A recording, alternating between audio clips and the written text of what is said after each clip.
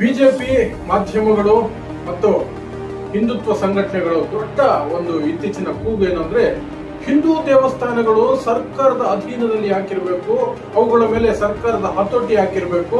ಅಲ್ಲಿ ಬರುವಂತಹ ಹಣವನ್ನ ಸರ್ಕಾರ ಲೂಟಿ ಮಾಡಿ ಅಲ್ಪಸಂಖ್ಯಾತರಿಗೆ ಹಂಚ್ತಾ ಇದೆ ಅನ್ನುವಂತಹ ಆರೋಪಗಳನ್ನು ಮಾಡ್ತಿದ್ದಾರೆ. ಸೊ ಇವರ ಪ್ರಕಾರನೇ ನಾವು ಈಗ ಹಿಂದೂ ದೇವಾಲಯಗಳನ್ನ ಸರ್ಕಾರದ ಹತೋಟಿಯಿಂದ ಹೊರಗಾಕೋದಾದ್ರೆ,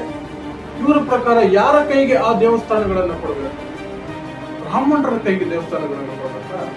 ಶತಮಾನಗಳಿಂದ ಇದೇ ಬ್ರಾಹ್ಮಣರು ದೇವಸ್ಥಾನಗಳನ್ನ ತಮ್ಮ ಸ್ವಂತ ಆಸ್ತಿಯ ಹಾಗೆ, ತಮ್ಮ ಅಪ್ಪನ ಆಸ್ತಿಯಾಗಿ ಬಳಸ್ಕೊಂಡು ಅಲ್ಲಿ ಬರುವಂತಹ ಪ್ರತಿಯೊಂದು ರೂಪಾಯಿಯನ್ನು ಕೂಡ ನುಂಗ್ಕೊಂಡು, ಯಾವ ಜನ ಅಲ್ಲಿ ಹುಂಡಿಗೆ ಕಾಸು ಹಾಕ್ತಾರೋ, ಯಾವ ಜನರಿಂದ ಇವರ ಹೊಟ್ಟೆಪಾಡು ನಡೀತಾ ಇದೆಯೋ, ಅಥವಾ ಇವರ ಐಷಾರಾಮಿ ಜೀವನ ನಡೀತಾ ಇದೆಯೋ, ಈ ಸೋಮಾರಿಗಳ ಜೀವನ ನಡೀತಾ ಇದೆಯೋ, ಆ ಜನರನ್ನ, ದುಡ್ಡು ಹಾಕಿದ ಜನರನ್ನೇ ನೀನು ಕೀಳು, ನಿನ್ನ ಜಾತಿ ಕೀಳು, ನಿನ್ನನ್ನು ಮುಟ್ಟೋದಿಲ್ಲ, ನಿನ್ನ ಹತ್ರ ಬರೋದಿಲ್ಲ ಅಂತ ಅವರನ್ನೇ ಸೂಚಿಸಿಕೊಂಡು